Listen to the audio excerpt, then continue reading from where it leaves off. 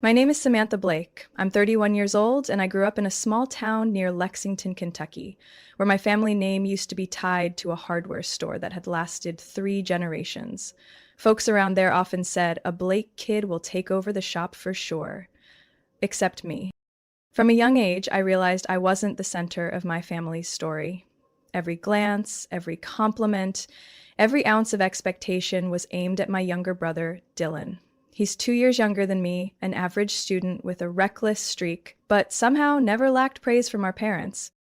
Back in elementary school, when I brought home a state honor in a science competition, my mom barely looked at the certificate before sticking it to the fridge with an old magnet. The next week, Dylan placed third in the town's soccer league, and we threw a backyard barbecue with nearly 20 people invited. I remember clearly the day I got accepted into the county's only advanced math program. My dad said one short sentence. Ha, good. But you should learn to talk more naturally. Don't make people feel inferior. Meanwhile, when Dylan earned a C+ in history, my father popped open a bottle of wine. He improved. That's something to be proud of. I used to think maybe I just wasn't good enough. So I tried harder. I studied late, joined the debate team, won state medals, then nationals. Dylan stayed the same. Lazy, up all night gaming, constantly getting into trouble at school. But whenever something happened, my mom would hug him tight and chant like a prayer, "He just needs understanding." He has such a special heart. Me, I was handed all the quiet duties, cooking, laundry, cleaning the garage, even checking Dylan's homework before each exam. If I said no, my mother would look at me like a stranger. Family is about sacrifice, Samantha. How can you be so selfish? By high school, the gap widened. I was accepted to a summer program at Georgia Tech for top engineering students. My father sighed. You should study something more practical. Don't chase dreamy stuff. That same summer, Dylan was suspended for fighting after gym class.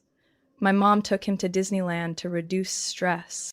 When I got into Vanderbilt for biochemistry on a full scholarship, no one in the family came to see me off. I rolled my suitcase to the bus station alone while they stayed home to throw Dylan an 18th birthday party with a live band. I still have an old photo, me sitting in a tiny dorm room in Nashville, holding a cold slice of pizza, calling it my freshman send-off. 4 years later, I graduated at the top of my class and was recruited directly into a regenerative medicine center in Atlanta. I sent a letter home to share the news, only to get a short reply from my mom. Good for you. Dylan's thinking about starting a car wash. We're really excited. That's when I understood. To them, I wasn't the child to be proud of. I was the one who could take care of herself, so didn't need attention. In their eyes, Dylan was the one who needed protecting, even at 27, despite never holding a job longer than 6 months. I got used to not being mentioned at family gatherings, used to the distant looks from relatives when I introduced myself. Oh, you're one of the Blakes. I know your brother Dylan, but I don't think we've met. I've heard that line more times than I can count. It's not that I didn't love my family. I once craved their recognition, just once. But sometimes, no matter how hard you try, you can't overpower the assumptions people cling to about the ones they've already decided to love.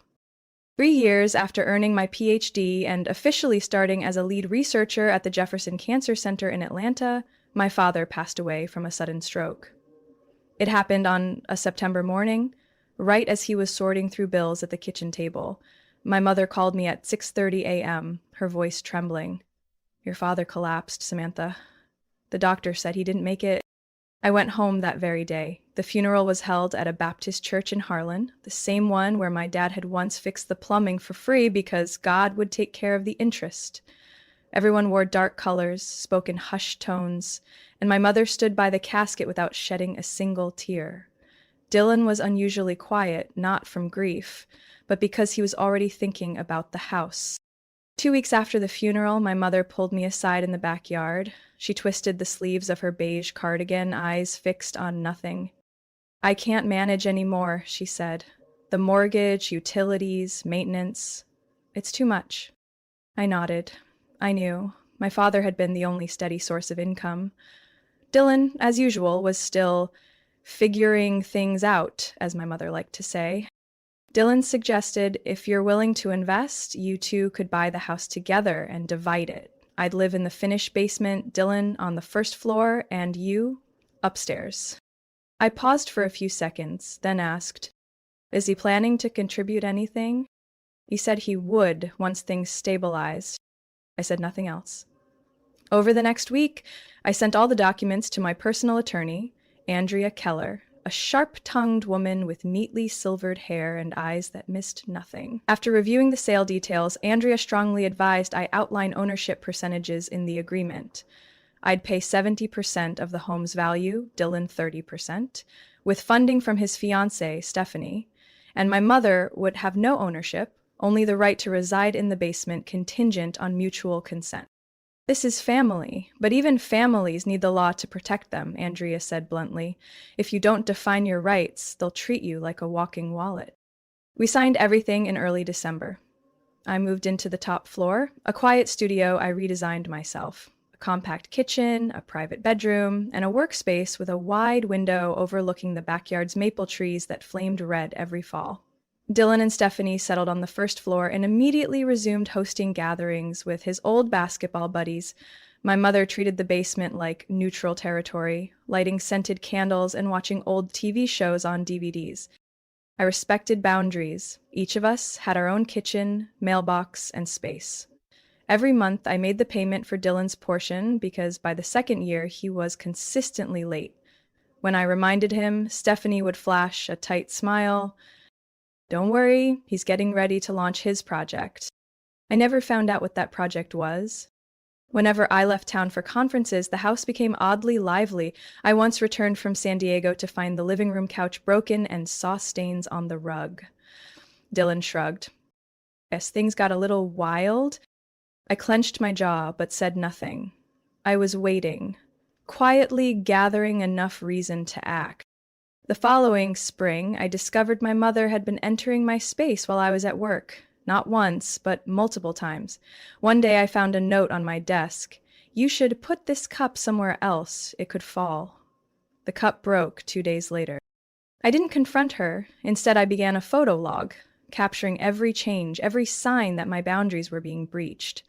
The house I once thought might rebuild closeness with my family had slowly turned into a psychological test chamber I never signed up for.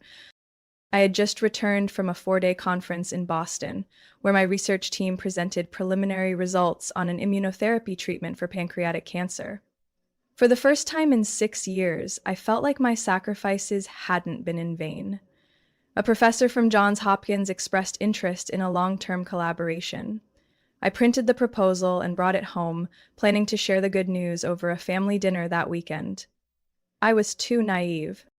The moment the Uber pulled up at the corner near my house, I sensed something was off. Both sides of the street were lined with unfamiliar cars, stretching all the way to the backyard. String lights hung above the front door, and someone had stuck in American flags in a gaudy yellow banner. I thought I had the wrong address until I saw the silver SUV with a Go Wildcats sticker. Aunt Elaine's car from Kentucky, parked right in front of my garage. I wheeled my suitcase across the stone path, heart pounding. Hanging on the front door was a wooden sign, "Blake Ridley Family Reunion - Welcome Home." I froze. Home? This was my house, and I wasn't invited. I unlocked the door. Country music blared from a Bluetooth speaker. In the living room, kids were running wild like bees from a busted hive. A man I didn't recognize was sitting on my sofa, eating something off a paper plate. The abstract painting I'd hung on the wall was gone, replaced by a giant family portrait of the Blakes from 1997. I wasn't in it. The first person to notice me was my cousin Kimberly, the same one I hadn't seen since high school graduation. She shrieked, "Oh my God, Samantha, you're back? We thought you weren't coming until tomorrow morning." That sentence fired the starting pistol. The whole house stirred. Laughter stopped. Chewing paused. Dozens of relatives turned to look at me like I was an intruder. I stood in the doorway, my suitcase still by my side, eyes sweeping across the room. Not one person noticed the surge of discomfort coursing through me like a live wire. My mother, Sharon, was sitting at the head of the dining table, chatting with a group of older relatives. Her smile vanished the second she saw me, replaced by a strange flicker of embarrassment. "You're home early," she said, standing up and adjusting her shawl. "I thought your flight was Sunday morning." "You thought I should have known that nearly 100 people would be inside my house," I replied, voice steady. Dylan emerged from the kitchen, carrying a tray of pastries.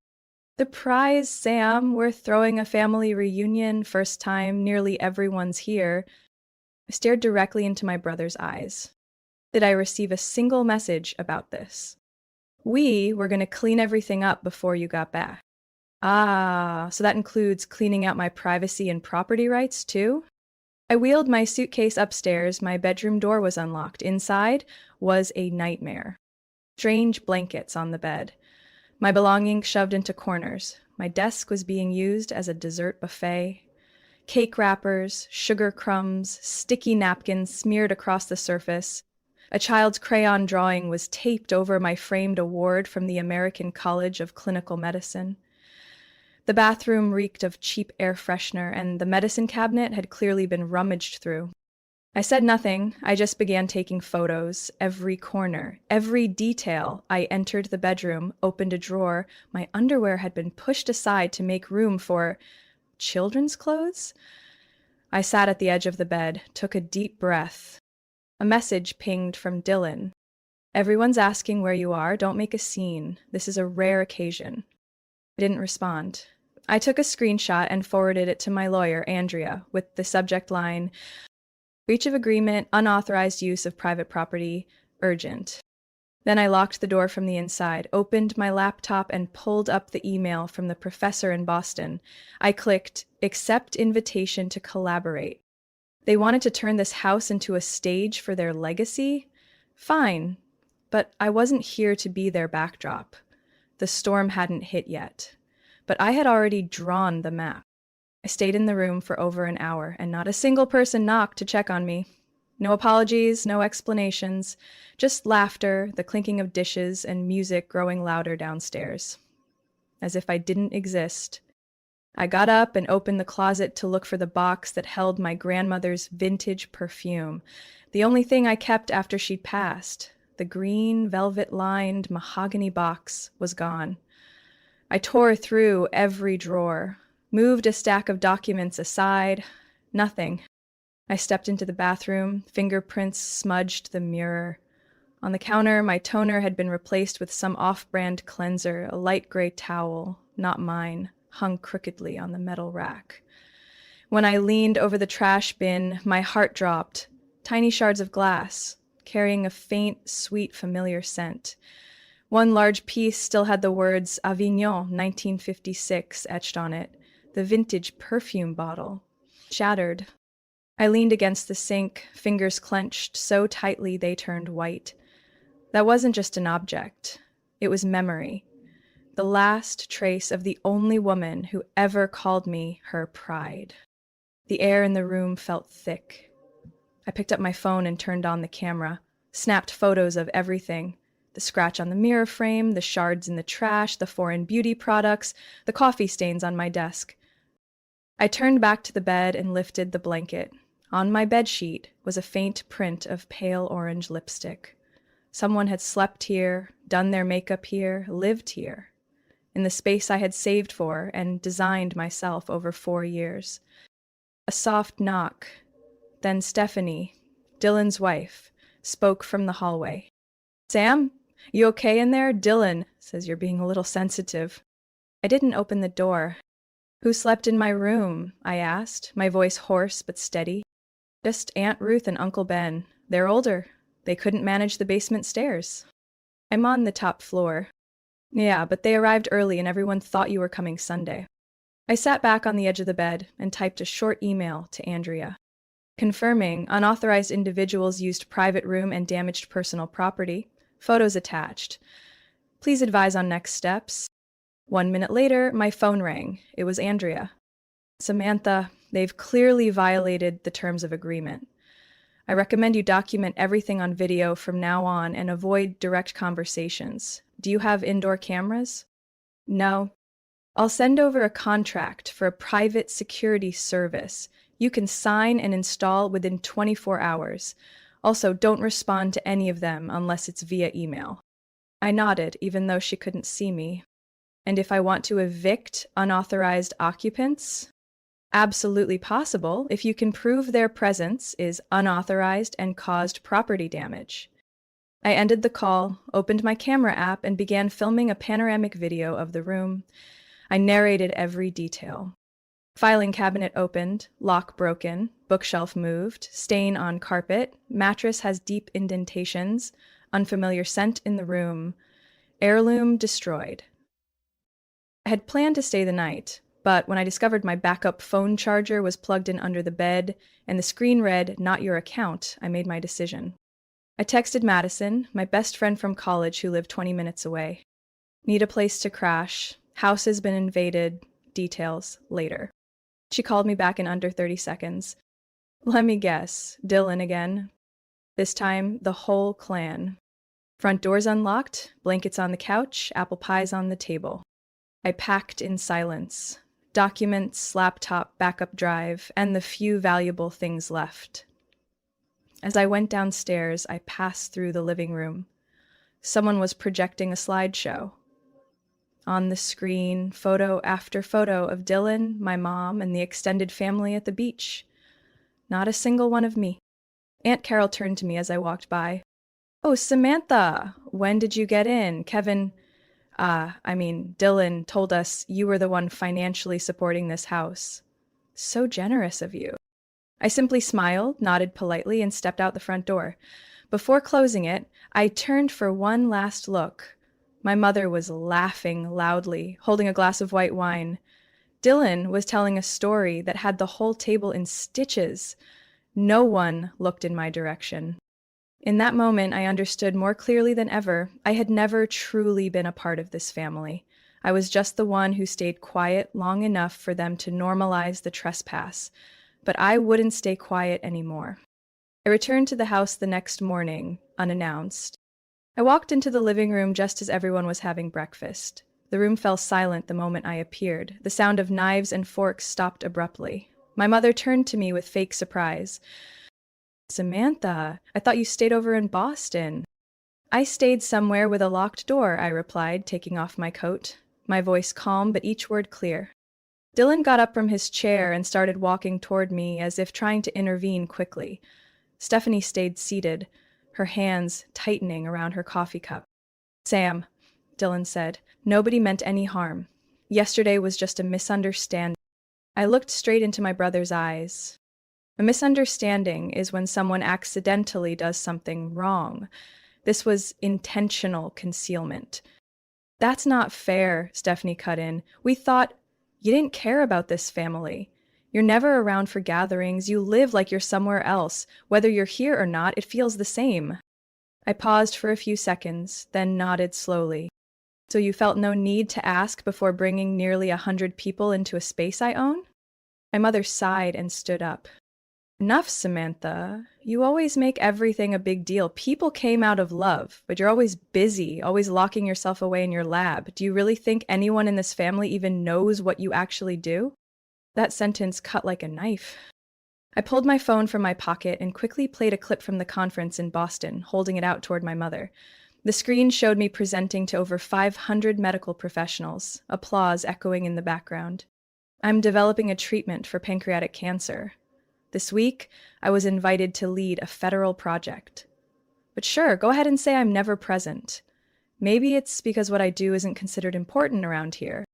The room felt thick with tension. Dylan cleared his throat, clearly flustered. "You shouldn't hold on to everything forever. I think if you're really that busy, maybe it's time to consider selling your share of the house. You don't have time to take care of it anyway." I looked up. "Repeat that." "We're planning to have a baby," Stephanie interjected, gripping Dylan's hand, "and we really need more space. If you moved out, everything would be easier." Space. That word made me want to laugh. I had spent my entire youth just trying to carve out a square foot I could call mine, and now they wanted me to hand it over like a wedding gift. I folded my arms and stared at the two of them. How much money do you have in your accounts? Stephanie frowned. What does that have to do with? It's obvious, I cut her off. You don't need space, you need money. So who really cares about this house? Neither of them said a word. My mother looked at me like I had just said something vile. Samantha, how could you insult your own brother like that? I'm not insulting, I said evenly. I'm stating facts. That evening, while checking the shared printer folder on the ground floor, I found a file someone had forgotten to remove. The cover was blue, labeled Application Bridge Loan Solutions. I opened it.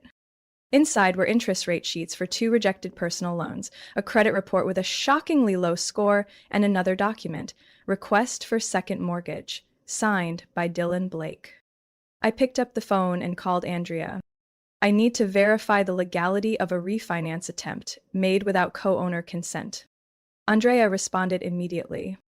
If they proceeded without your signature, it's a serious violation. Send me all the documents you have. I'll take action.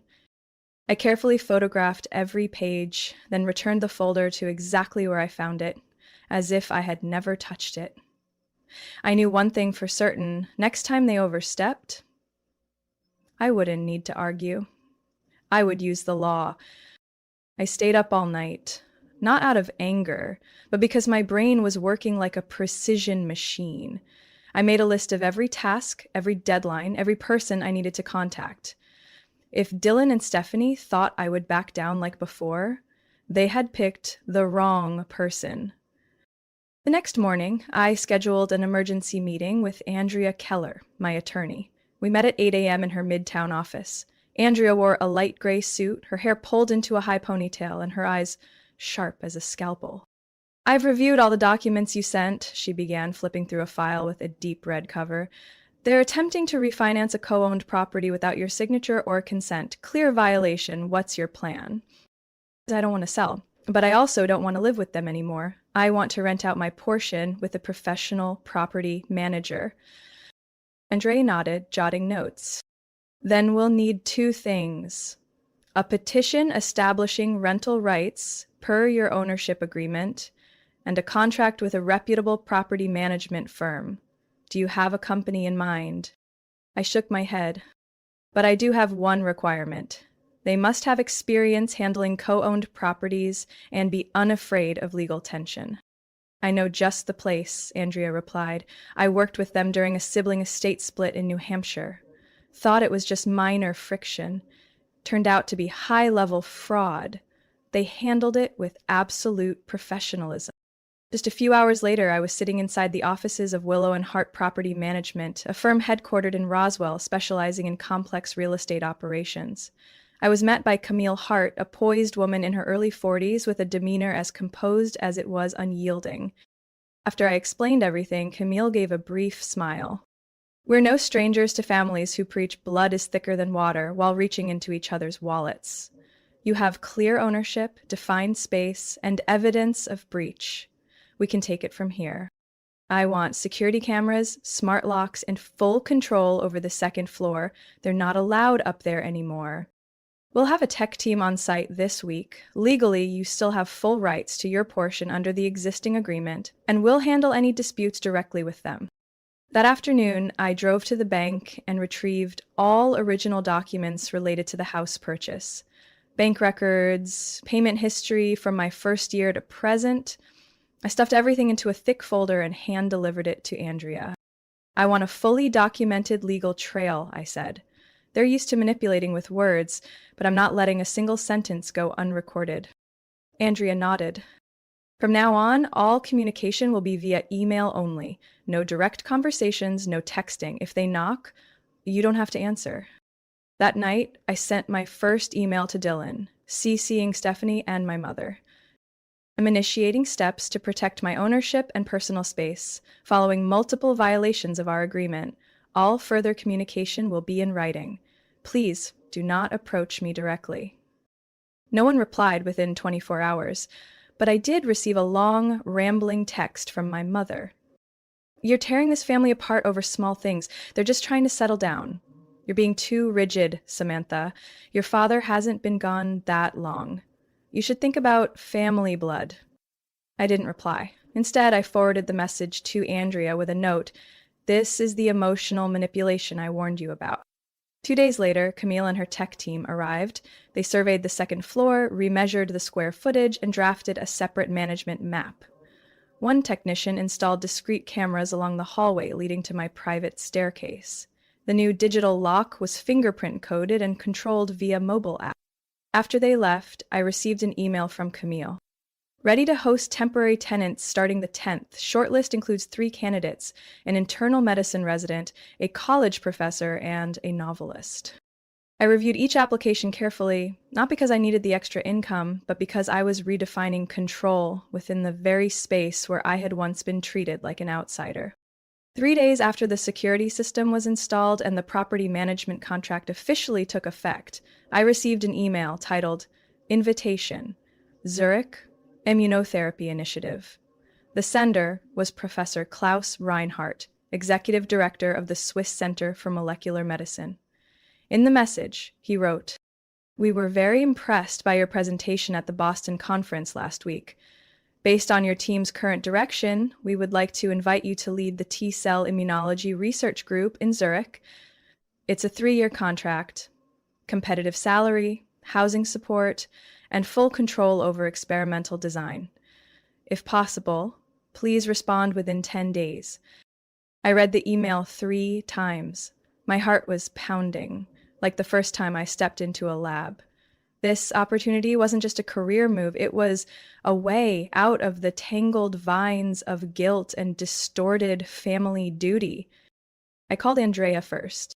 I just received a job offer in Zurich. If I go, will my assets and rights here be affected?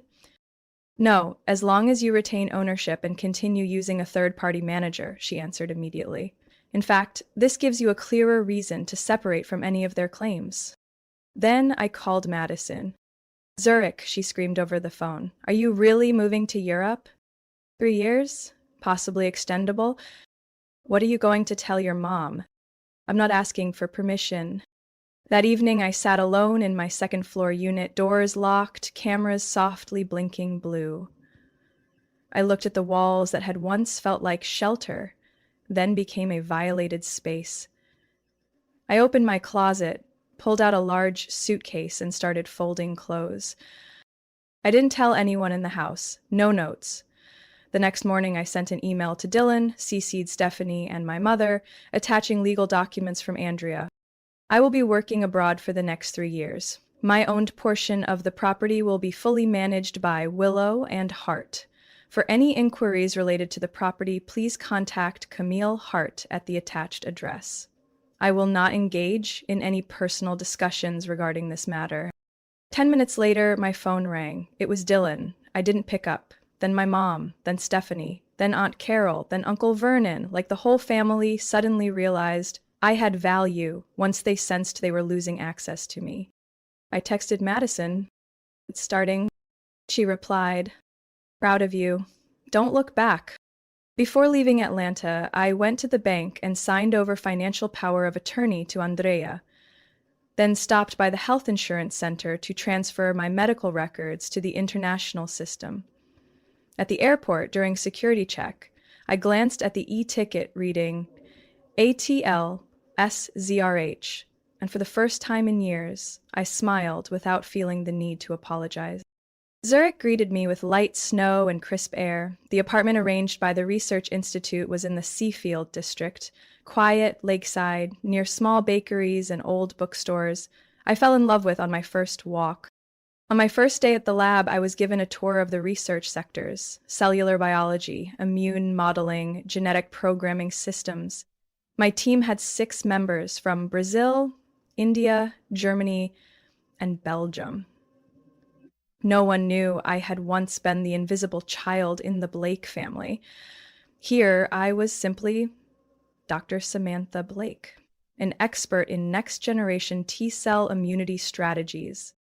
We worked tirelessly from 8 a.m. to 7 p.m.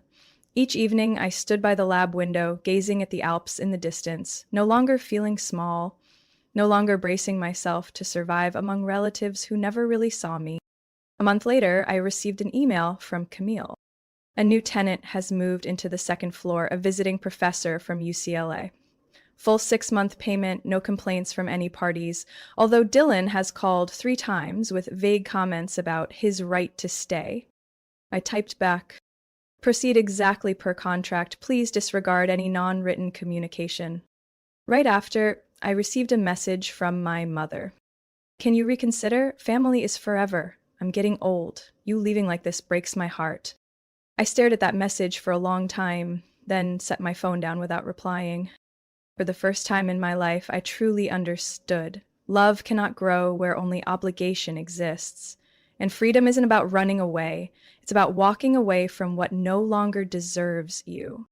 One March morning in Zurich, while I was examining test samples in the lab, my phone buzzed. It was an email from Andrea. The subject line simply read, "Formal proposal from Dylan Blake." I washed my hands, took off my gloves, and sat down to open it. Attached was an offer to buy out the entire ownership of the house at market value, along with a separate payment to terminate the management agreement and any remaining legal claims related to past disputes. At the end of the letter was one short line. "We secured a loan from Stephanie's family. We just want to settle things." I wasn't surprised. Camille had already informed me last month that Dylan had been persistently calling the management firm, trying to negotiate a long-term solution. The new tenants on the second floor had become stable. Rent was flowing steadily into my account every quarter. It seemed the idea of living indefinitely under the presence of a third party had made Dylan realize he no longer held center stage in that house. I called Andrea to confirm every detail, then asked her to include one final clause in the contract. Oh, I want to allocate 20% of the proceeds to create a scholarship fund named after my father, Mr. Arthur Blake, for medical students in Kentucky who come from low-income backgrounds. Andrea was silent for a few seconds before smiling through the phone. "Wise, not for Dylan, but because your father deserves to be remembered the right way." The deal was finalized within 3 weeks. I e-signed from the research office in Zurich, then sat quietly for a long time looking at the new ownership certificate, now entirely under Dylan and Stephanie's names. The old house, once my battlefield, was officially no longer mine, and I didn't feel sad. I notified Camille and thanked her for helping me reclaim control over my life during its darkest chapter. She replied with one simple sentence, "Smart women know when to fight and when to walk away. You've done both." 6 months later, I returned to the US for the first time to attend the national conference in Boston. After my presentation, I traveled to Lexington for the first Arthur Blake Scholarship ceremony. As I stepped onto the stage, I noticed my mother sitting in the back row, silently nodding. After the event, she approached me. No hug, no tears, just handed me an envelope. "It's from your father. He wrote it when you got into college, but I kept it. I didn't think you needed it." I took the letter, said nothing. That night back at the hotel, I opened it. The familiar handwriting of my father read, "Samantha, if you're reading this, it means you've chosen your own path. Your mother doesn't understand you the way I do, but that's not her fault. Don't let a lack of recognition stop you. You were born to change something, maybe a disease, a system, or even the definition of family itself." I folded the letter and placed it in my wallet. I'll carry it with me for the rest of my life. A quiet reminder. Dylan didn't show up at the ceremony, but a week later, I received an email from him. For the first time, no capitalized subject, no excuses. I saw the news about the scholarship. Stephanie said if Dad were alive, he'd have cut the ribbon himself. I think so too. Thank you for not turning everything into revenge. Maybe someday we can meet again without bitterness. I didn't reply, but I saved the message, just like I've saved the good things we once had, not to return to them, but to remember how far I've come. In Zurich, I live in an apartment overlooking the lake. On weekends, I tutor undergraduates, write academic books, and grow rosemary by the windowsill. I don't open my door for anyone who doesn't respect my space, and I no longer feel the need to prove anything to anyone. Family, to me, is no longer defined by blood. It's made up of those who see you even when you're standing alone. And perhaps in that clarity of solitude, I finally found the one thing I had lost for so long: myself. Samantha's story is proof that sometimes, in order to find yourself, you have to walk away from what's called family. In real life, there are ties bound by blood, but lacking in respect and recognition. Setting boundaries isn't selfish, it's the first step in protecting your self worth. Samantha didn't choose revenge, she chose freedom, and to live according to what she believed she deserved.